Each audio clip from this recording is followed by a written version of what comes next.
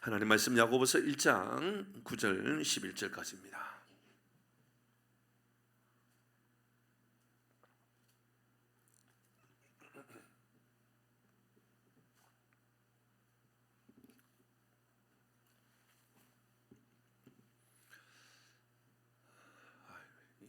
목도 좀 부었고 입안에 흐르는 것도 몇 군데 있는데, 입안 일반적으로 흘면 괜찮은데 혀가 흘면 말이 힘들어요.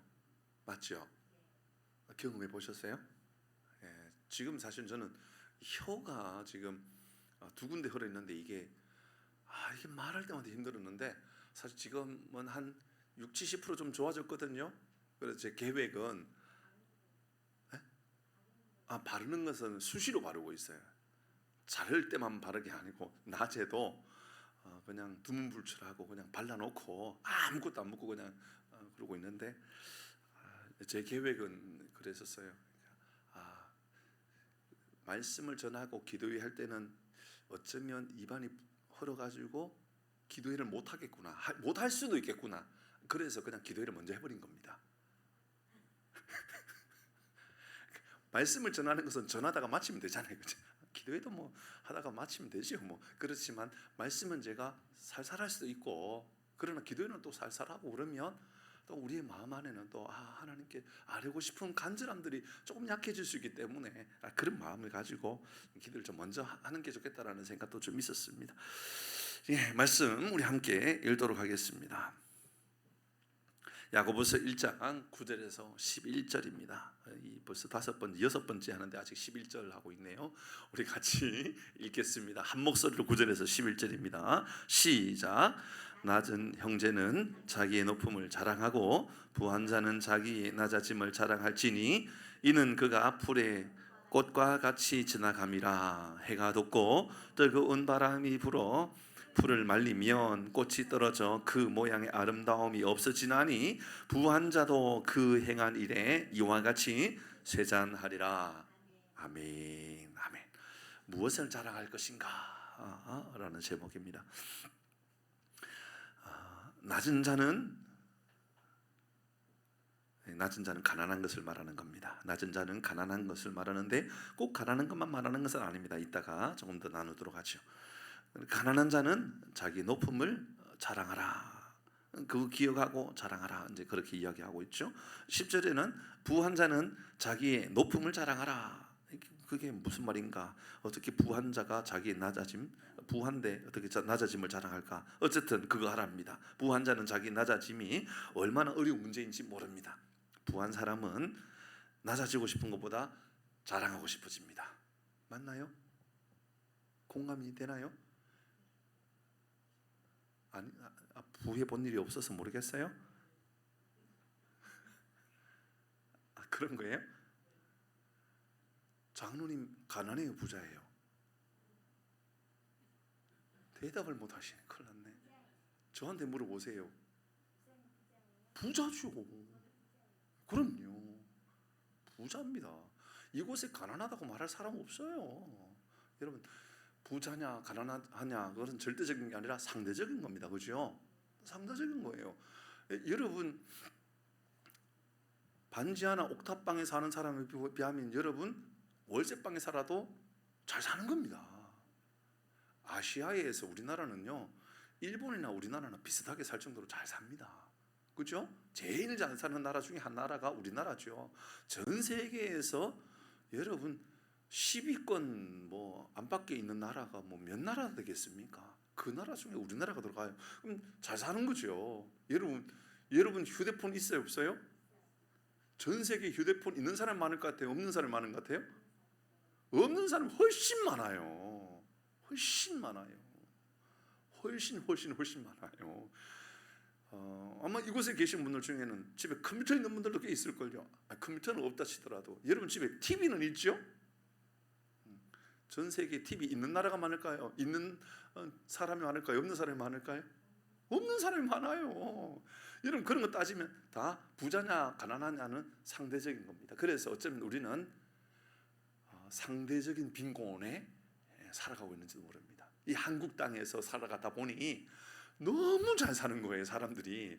그러니까 한국 사람들이 너무 잘 사는 사람이 많다 보니까 상대적으로 내가 빈곤하다고 생각하는 거예요. 근데 알고 보면 우리는 빈곤한 사람들이 아니에요. 굉장히 잘 사는 뭐 그런 이야기입니다. 어쨌든 자, 부환자가 낮아지기가 얼마나 어려운지 몰라요. 그러니까 그것은 예수님께서 부자가 천국에 들어가는 것이 얼마나 어려운지, 낙타가 바늘기로 들어가는 것보다 어렵다. 낙타가 바늘기로 들어갈 수 있다 없다? 아니 왜 없다 그럽니까? 있다 그랬잖아요 제가. 바늘귀는 바늘의 귀가 아니라고요. 바늘의 귀를 뭐 크게 만들든지 뭐 낙타가 다닐 수 있을 만큼 큰 바늘을 만들든지 그 말이 아니잖아요. 그러니까 바늘귀는 그 성 안에 있는 쪽문, 그러니까 큰 문은 대문이고 그 옆에 있는 쪽문을 바늘귀 문 이렇게 표현했단 말이에요 당시에. 그러니까 왜 그걸 만들어 두었을까요? 그러니까 밤이 해가 지면 이제 이 바깥에 있는 도적들이라든지 강도떼들이 공격해 올 수 있으니까 대문을 닫아버려요.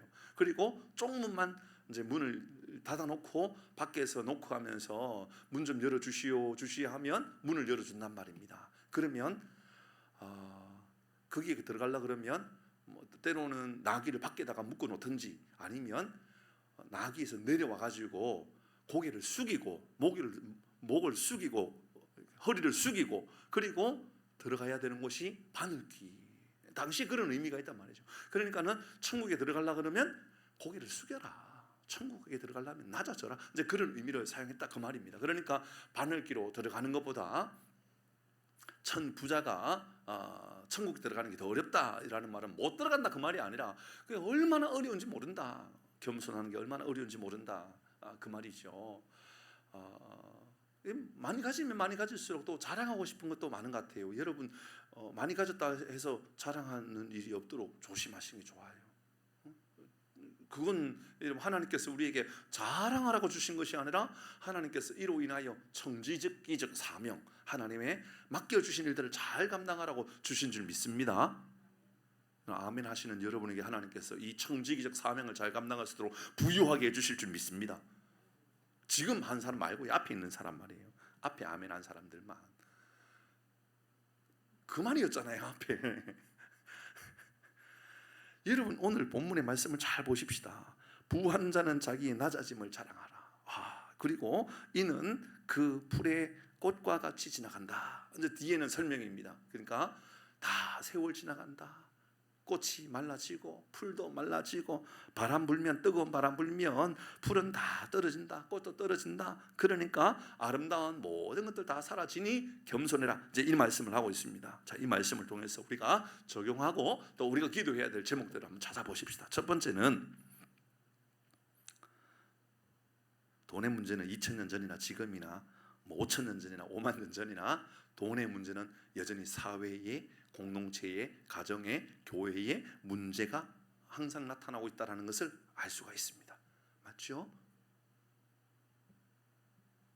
여러분 우리 교회가 우리 교회라고 이야기하지 마십시다. 교회가 돈이 많은 교회가 많이 싸울까요? 돈이 없는 교회가 싸울까요? 어떻게 그리 잘 알아요? 경험해 보셨어요? 돈이 많은 교회들이 일반적으로 많이 싸워요. 근데 싸우는 이유를 잘 생각해 보면 싸우지 않아도 되는 것 가지고 싸우는 거예요. 정말 본질적이지 않는 거예요. 여러분 그 돈이 많은 거 가지고 우리 이거 가지고 선교하십시다, 구제하십시다 이런 거 가지고 싸울까요? 아니면 우리 이거 가지고 여행 가십시다, 이거 가지고 뭐 어디 뭐 비전터리 가십시다, 뭐 유럽 가십시다, 뭐 성지순례 가십시다 그런 거 가지고 싸울까요? 첫 번째일까요? 두 번째일까요? 두 번째입니다.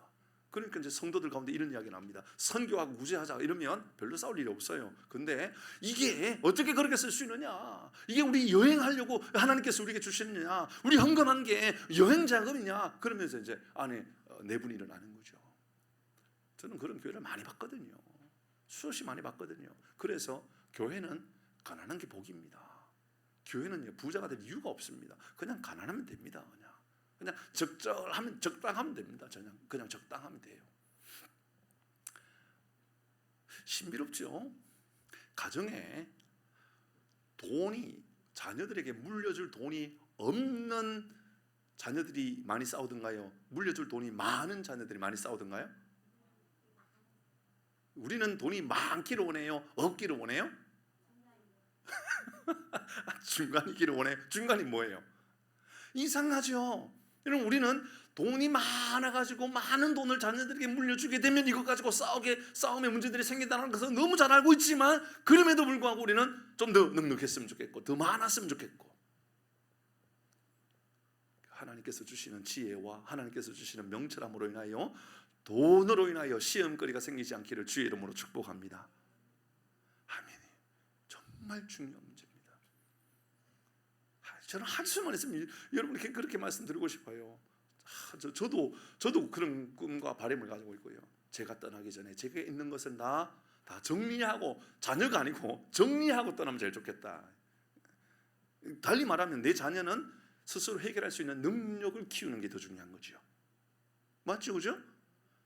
이게 부모가 아니라, 부모의 역할이 아니라 자녀가 알아서 잘 해결할 수 있는 든든한 능력을 갖추게 해주고, 나는 그 정도까지가 내 능력이고 내가 도와줘야 될 부분이고, 그 외에는 하나님, 내가 자유롭게 하나님 앞에 갔으면 좋겠습니다. 주의 나라를 위하여 그렇게 쓰임받았으면 좋겠습니다.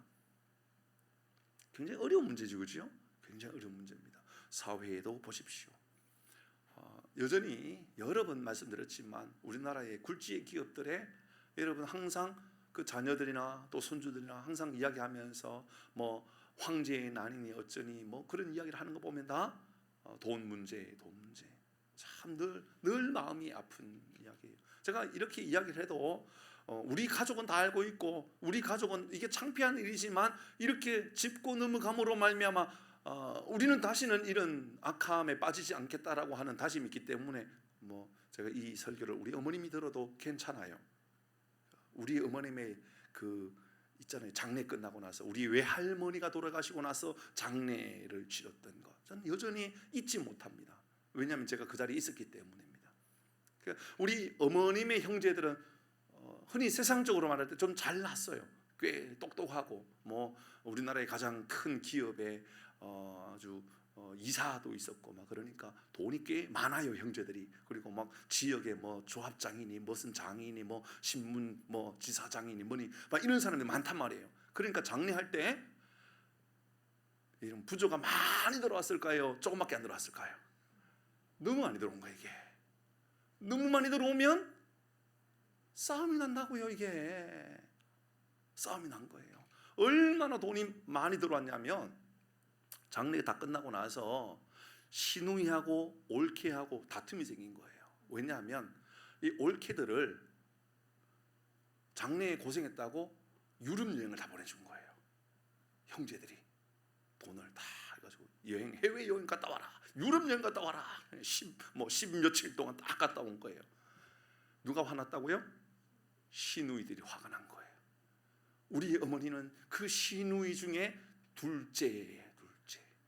둘째는 셉니다. 막강합니다. 그래서 저희 어머니가 저희 이제 남동생들에게 전화를 한 겁니다. 우리에게는 왜 여행 티켓을 보내지 아니했느냐, 이제 이런 문제가 생긴 겁니다. 그러니까 이제 형제들이 난리가 난 거죠. 그 비용을 가지고 오지 않는다면 내가 바로 고소를 하겠다. 고소했을까요, 안 했을까요? 했습니다. 전에 말씀드렸는데 벌써 까먹었어요? 우리 어머니는 그런 분이라니까요. 고소를 해버렸어요. 고소를 하니까 형제들이 그 뭐 회사에 뭐 이사 뭐 삼성의 이사니 뭐 하는 다 쫓아온 거예요. 와가지고 누나 미안해. 돈을 다 돌려주면서 미안해, 사과하고 빨리 고소한 거 풀어달라고. 보시죠. 부조가 많이 들어오니까 와 좋구나가 아니라 싸움이 일어난 거예요. 그러니까 뭐 얼마 들어오는지는 전 잘 몰라요. 이런 문제가 생긴 거예요. 근데 이건 우리 집안에만 문제가 아니더라고요. 보니까 우리나라의 어느 어느 뭐 기업입니다. 말하면 바로 알기 때문에 이 철자로 말할 수도 없는, 이 이니셜의 첫자를 말하기도 어려운 어떤 기업입니다. 이 기업에도 그 집안에 누군가가 돌아가셨는데 이 부조로 들어온 게 뭐 몇 억 정도 됐는가 봐요. 몇 억 정도, 뭐 몇 억만 들어왔겠어요. 뭐 몇십억이 들어왔는지 알 수가 없죠. 그것을 나누는데 그것을 공평하게 나눠주지 않았다고 실제로 형사 고발하는, 민사 고발하는 이런 일들이 생겼던, 실제로 그게 신문에 나기도 했던 겁니다. 한번 보시죠. 사회도 돈 문제가 많으면 많을수록 싸우고, 교회도 가정도 그 어디에도 돈의 문제는 자유롭지 못하다라는 것을 알 수가 있죠. 어쩌면 오늘 본문의 말씀에 고난, 시련, 다툼 이런 문제들 앞에 어쩌면 처음으로 먼저 이야기하고 있는 이 장면, 교회에 이런 시련이 왔다, 교회에 이런 다툼이 생겼다라고 하는 것은 어쩌면 이제 교회가 세워지고 나서 야고보가 볼 때는 교회 안에 돈을 많이 가지고 있는 사람들, 부유한 사람들과 가난한 사람들 가운데 다툼들이 생기고 있는 것 같습니다. 이제 다음 주에 또 그 다음 주에 계속 이어서 묵상할 때는 교회 안에 부자, 그러니까 아주 잘 사는 사람, 그 사람이 문을 열고 들어오면 교회의 종교 지도자를 뛰쳐나갑니다. 그리고 손을 잡고 자리를 모십니다. 앞자리에 여기가 좋은 자리니 여기에 앉으십시오 그렇게 말하고, 또 헐벗은 사람이 나타납니다. 그러면 저 뒤에 구석에 자리를 안내하면서 당신의 자리는 여기입니다 이렇게 하는 일들이 초대교회 실제로 나타나는 거예요. 이제 그 이야기를 다음 주에 나누게 됩니다. 오늘 본문에 어쩌면 9절과 10절에서 나타나는 가난한 사람과, 그러니까 없는 낮은 사람과 높은 사람, 가진 사람의 이 다툼에 대한 이야기는 당시의 교회 안에 이런 재정적인 문제들이 나타나고 있더라 그 말입니다. 그러므로 사랑하는 교회 여러분, 우리 교회 안에 재정적인 문제로 인하여 다툼이 없는 교회가 되기를 바랍니다. 어떻게 하면 될까요? 투명하면 되겠지요. 어떻게 하면 될까요? 쌓아두지 않으려고 하면 됩니다. 쌓아둘 것 있다 그러면 그건 다른 데 목적을 두지 말고, 예를 들어서 우리가 뭐 성전 건축을 하기 위하여 뭐 쌓아둔다라는 것 정도는 이해할 수 있습니다. 그렇죠? 그렇지만 그 외에 다른 재정을 쌓아두려고 하는 것은 빨리 해결해야 됩니다. 그래서 당회에서는 항상 그 이야기를 나누었습니다. 그래서 올해는 우리 행정당회 할 때 이 문제를 가지고 다시 한번 더 장로님 고민하십시다. 진짜 고민을 해야 되는 겁니다. 우리 교회가 건강한 교회가 되기 위해서는 그렇습니다. 성경이 오늘 우리에게 먼저 그 이야기를 하고 있는 겁니다. 경제적인 부유함이 우리에게 악한 것이 아닙니다. 이로 인하여서 우리 신앙이 이 돈의 경제적인 이 문제에 우리가 올무가 되어서 거기에 끌려서 살아갈 수 있는 위험성 때문에 오늘 성경이 우리에게 먼저 이야기를 하고 있다는 것을 기억해야 됩니다. 그래서 첫 번째, 돈의 문제는 교회나 세상이나 가정이나 직장이나 어디에나 항상 문제가 생길 수 있구나라는 것을 깨닫고 우리가 이를 어떻게 잘 대처하는 것이 중요한가를 우리가 기억해야 됩니다. 그래서 두 번째 우리가 생각할 것은 가난한 사람들에 대한 이야기입니다. 다시 9절의 말씀 읽어봅니다. 9절입니다. 그 말씀 말고요. 9절입니다. 시작. 낮은 형제는 자기의 높음을 자랑하고. 말이 안 맞죠? 그죠? 낮은 형제는 자기의 높음. 낮은데 뭐 내가 높습니까? 문맥적으로는 전혀 말이 맞지 않습니다. 근데 뭐 이 말씀을 볼 때는 바로 우리가 조금은 이해할 수 있는 것 말씀이 아닌가 생각합니다. 사실 우리가 낮은 자로 이해하는 이 낮은 형제라고 하는 것은 꼭 가난만이 낮은 것은 아니다라는 것도 우리가 충분히 이해할 수 있죠. 때로는 세상적으로 낮은 신분이나 직업이나 때로는 교회 안에 어떤 그 신분으로서 종이라든지, 그렇죠? 뭐 머슴이라든지 당시 뭐 이런 모습들, 뭐 노예라든지 이런 모습을 갖추고 있는 사람들도 있을 것입니다. 세상에 내세울 것이 하나도 없는 낮은 형제, 그러니까 드러낼 것이 하나도 없는 낮은 형제, 또 건강의 문제로 너무 연약하여서 걸어다니기도 힘든 낮은 문제, 뭐 이런 것을 다 안고 있는 사람도 있을 것입니다. 근데 그를 향하여 이야기하고 있는 겁니다. 너의 높음을 자랑하라. 너의 높음, 자기의 높음을 자랑하라 라고 이야기하고 있습니다. 몇 년 전 한 시골 초등학교에 운동회 하는 것을 뉴스를 통해서 보았는데 70 넘은 할머니가 초등학교 5학년, 6학년 아이들과 함께 손을 잡고 뛰는 것을 보았습니다. 그래서 많은 사람들이 어떻게 생각했냐면 할머니가 손을 잡고 뛰는구나 이렇게 생각한 겁니다. 근데 할머니가 뉴스에 인터뷰를 하는데 자기는 학생이랍니다. 70대 할머니가 5학년인지 6학년인지 학생이라고 이야기합니다. 왜 그럴까요?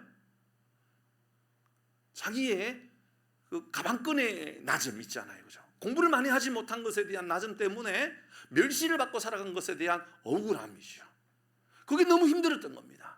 그래서 내 손주뻘도 되지 않을 만큼 어린아이지만 내가 손잡고 뛰어야 될 그 아이가 손잡고 뛸 아이가 아니라 경쟁하고라도 내가 뛰어야 되겠다. 내가 이를 졸업해야 되겠다. 그게 어쩌면 우리의 삶의 모습이죠. 남의 이야기가 아니라 우리의 삶입니다. 여러분, 우리 사회에 약한 사람에 대하여 우리가 아주 후하게 섬기고 그들을 잘 대우해 주려고 노력합니까? 아니면 좀 천대시 여길 때가 있습니까? 여러분, 천대시 여길 때가 있죠. 여러분, 우리보다 잘 사는 사람에 대해서는 굉장히 좀 우러러 보려고 합니다. 맞죠? 아니 뭐 말은 좀 이상한 것도 있어요. 보면 그러니까 중국이 우리보다 좀 인구가 많고 막 강하니까 뭐 중국 놈이라고 부르고 일본 놈이라고 부르고 놈자를 거다가 붙이는 거죠. 그리고 또 동남아시아의 약한 나라는 놈자 안 붙여요. 그런 거는 뭐 참 우리 참 좋은 측면인데, 근데 잘 생각해 보면 유럽의 서양인들에 대해서는 공손하게 대하려고 그러다가 동남아시아의 사람들에 대해서는 좀 천하게 여기는 경우가 있어요. 장애인들도 그런 거 아세요? 얼마 전에 또 한 뉴스를 보니까는 그건 만들어진 뉴스예요. 일부러. 그래서 이분에 대해서 굉장히 많이 칭찬을 하더군요. 뭐냐면 한 할아버지가, 이 할아버지는 진짜 진짜 이 노인의 역할을 하고 있는 것이 아니고 이분은 연기자입니다. 연기자인데 지하로 내려가는 지하철을 지하철로 타고 내려가는 이 엘리베이터 앞에 이제 들어가 있는 겁니다. 그리고 짠 겁니다. 그리고 휠체어를 타고 들어오는 이 아이도 가짜입니다. 그리고 문 앞에 서가지고 이제 이야기를 하는 겁니다. 이 아이에게 집에 있지 왜 여기 나와갖고 다른 사람 불편하게 하느냐라고 할아버지가 화를 내는 겁니다. 이 아이에게. 사람들이 어떻게 반응할까요? 그럼 어떤 사람은 물론 측은지심의 마음을 가진 사람들이 있습니다. 어떤 사람은 이 할아버지에 대해서 욕을 하면서 당신이 어떻게 그렇게 말할 수 있느냐, 이렇게 우리는 좀 건강한 그런 이야기로 좀 이야기하려고 하는 사람들도 있습니다. 반면에 실제로 어쩌면 우리 사회에는 그런 사회적 약자에 대해서 조금 약하게 보고 조금 낮은 것으로 볼 수 있는 위험성은 어디도 있다라는 거죠. 잘 생각해 보면 우리 사회에 좋은 차를 탈 수밖에 없는 이유가 있다 그럽니다. 우리 교회 부목사님이 경차를 타고 다니는데 제가 항상 이야기를 해요. 목사님 경차를 타도 괜찮냐고. 경차 타면서 제일 힘든 게 뭐냐니까는 주변에 있는 그 차를 타고 갈 때 다른 차들이라는 겁니다. 운전을 하면서 이 차가 잘 나가고 안 나가고의 문제가 아니라는 거예요.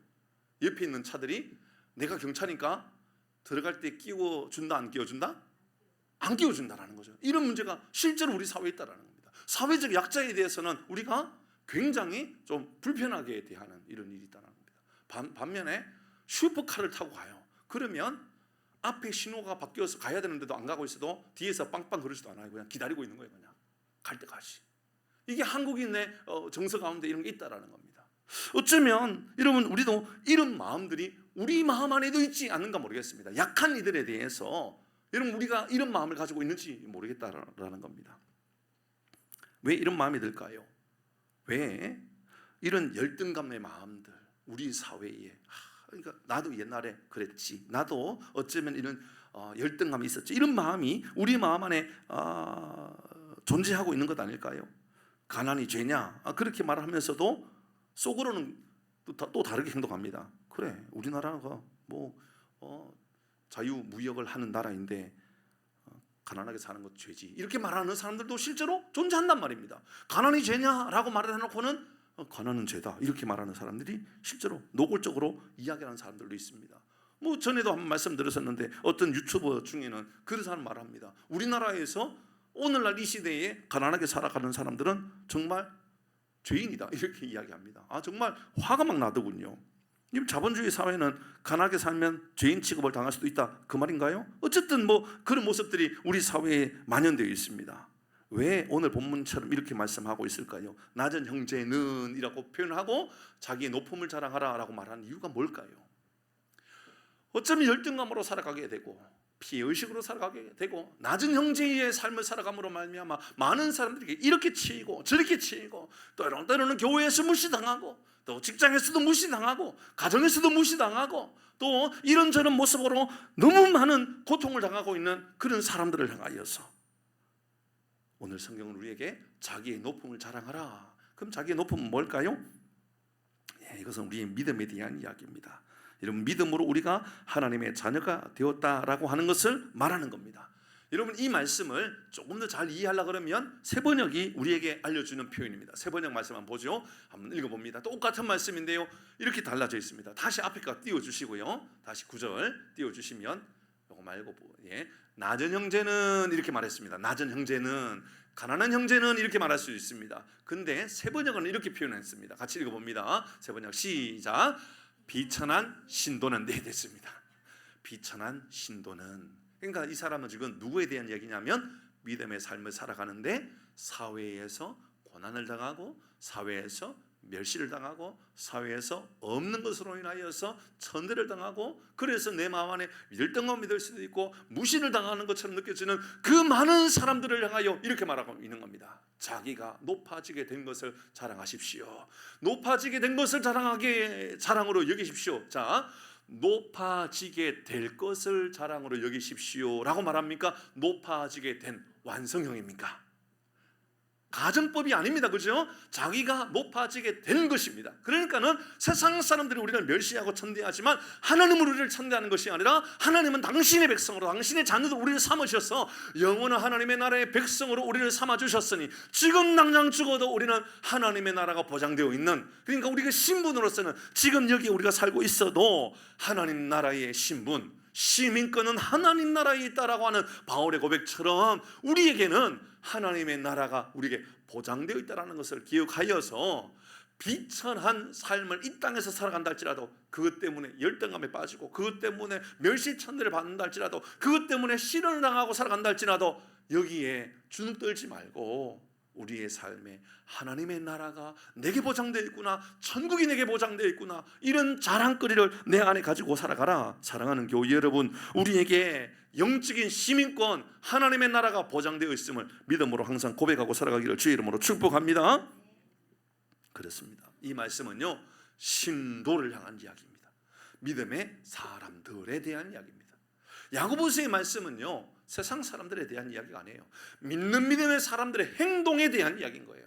그 행동 중에 오늘은 우리에게 혹시나 우리가 세상에서 멸시천대를 받고 있는 사람이 있습니까?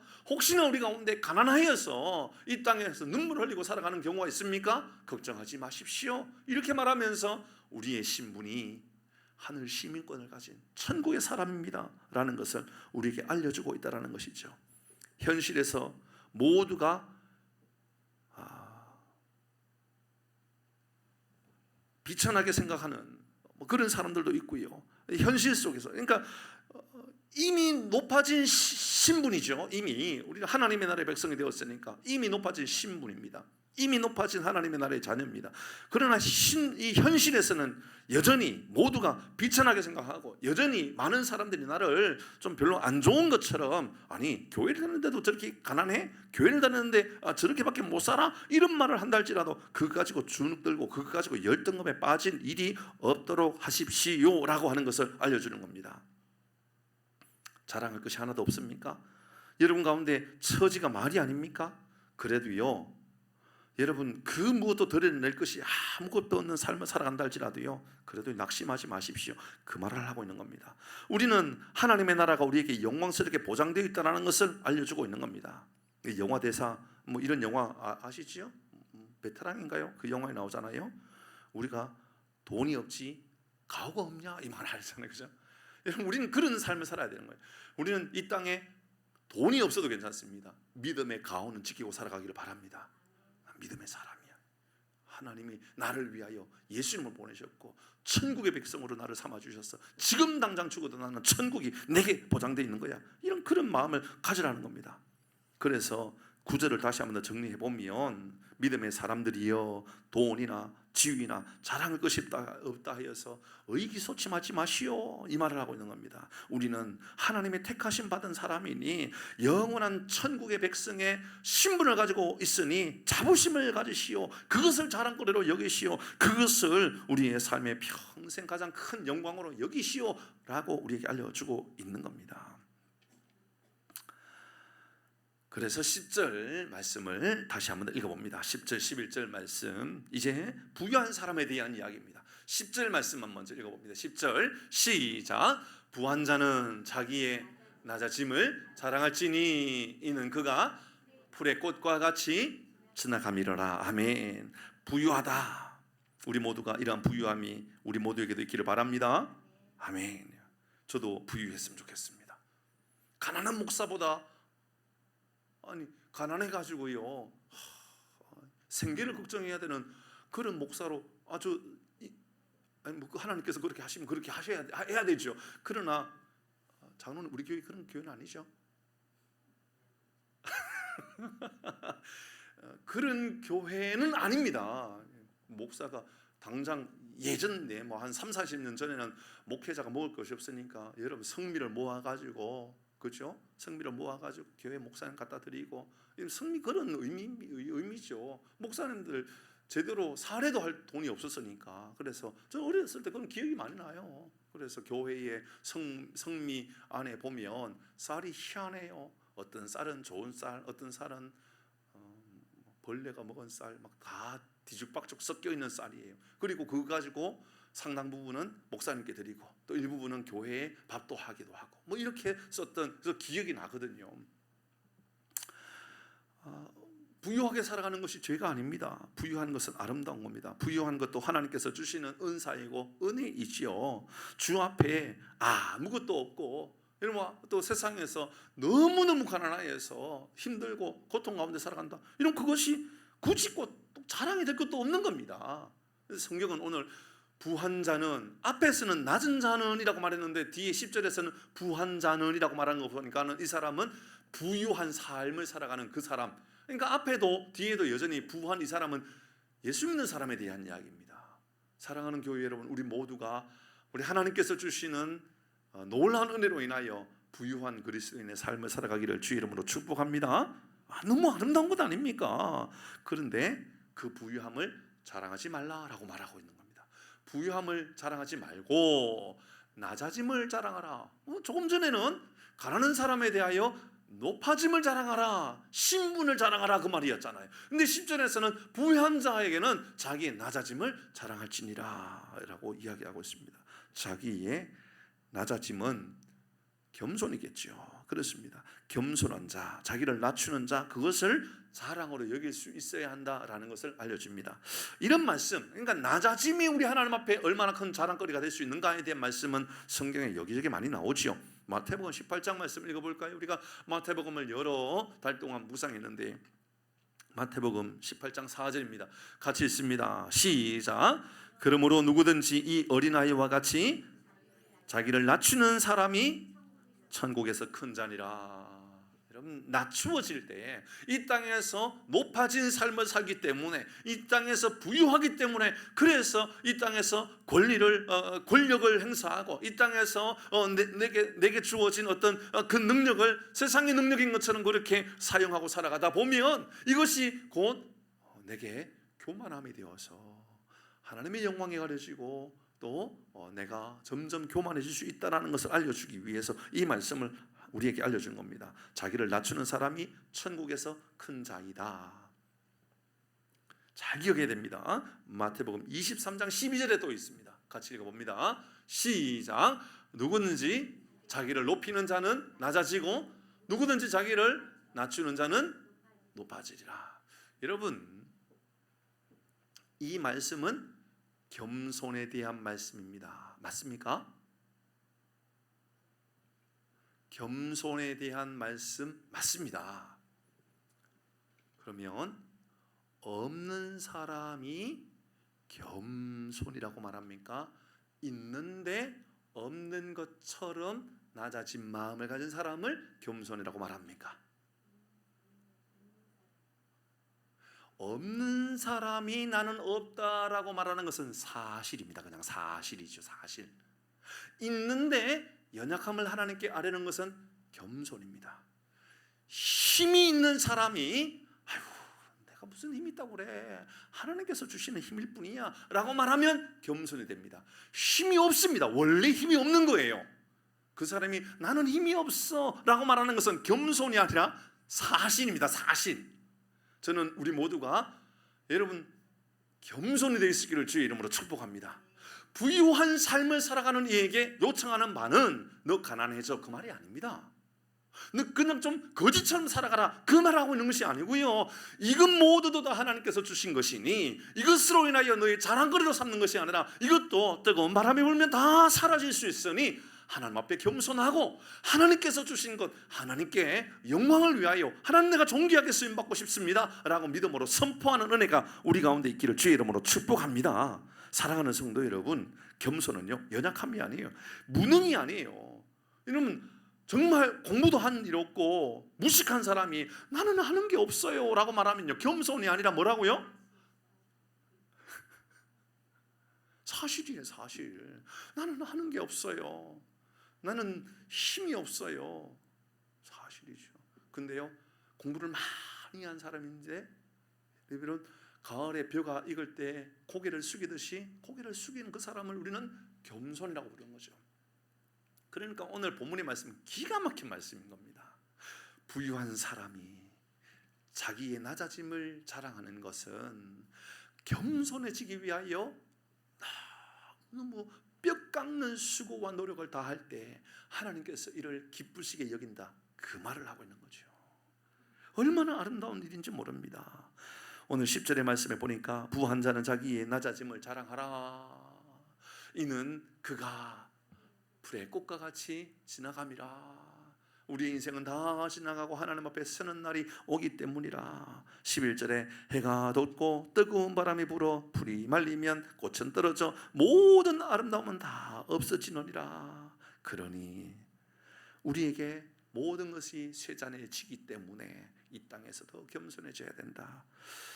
저는 우리 교우들이요 정말 자랑할 것들이 많은 성도들이 되었으면 좋겠습니다. 아멘. 자랑할 것이 많은 우리 성도들이 되었으면 좋겠습니다. 가난한 이들은 가난한 이들대로의 자랑거리가 있는 거예요.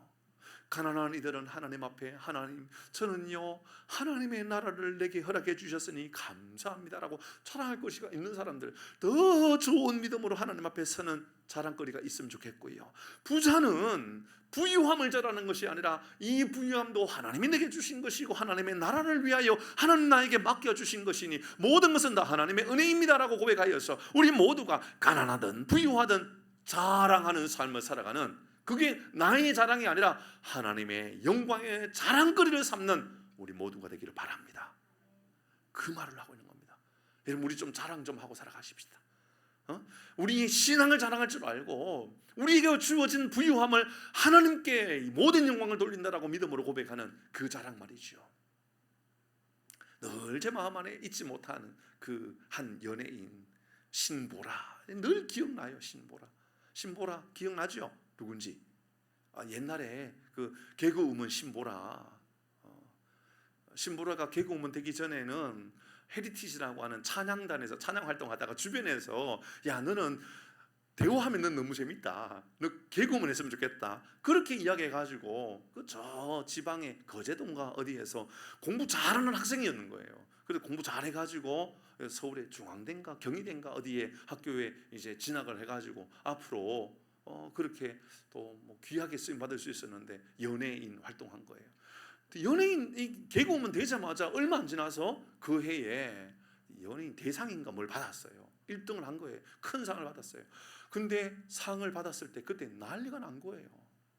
뭐냐면 상을 받고 일반적으로 마이크를 주면서 소감을 이야기하자 그러잖아요. 그래도 그냥 상을 받았으니까 자랑하라 그러면, 뭐 이렇게 소감을 말하거나 그러면 뭐 기획사 대표에게 감사한다, 뭐 대부분 그렇게 말하거나, 나를 낳아주신 부모님께 감사한다, 뭐 그렇게 말하거나, 아니면 교회를 다니면 하나님께 모든 영광을 돌려드립니다, 이 정도는 하잖아요, 그죠? 그러니까 그렇게 말하면, 또 절에 다니는 사람이 나는 저 절에 있는 스님께 감사합니다, 뭐 이렇게 말을 하면서 웃기기도 하고 뭐 그러잖아요. 근데 신보라는 그렇게 말하는 것이 아니라, 나보다 나를 더 잘 아시는 우리 주님, 나를 위하여 십자가에 돌아가신 예수님, 그분께 모든 영광을 올려드립니다. 이런 말을 한 거예요. 모든 국민들이 다 보고 있는 그 자리에서 나보다 나를 더 잘 아시는 주님, 나를 위하여 십자가에 돌아가신 그 주님 앞에 모든 영광을 올려드립니다. 그 해요, 신보라가 얼마나 많은 CF를 찍게 되는지, 제가 알고 있는 것만으로도 16개인가 CF를 찍게 돼요. 지금은 모든 것을 다 연예인 정리하고 지금 미국에 건너가서 미국에 이제 이민 생활을 하고 있죠. 그냥 일반인으로 생활하고 있습니다.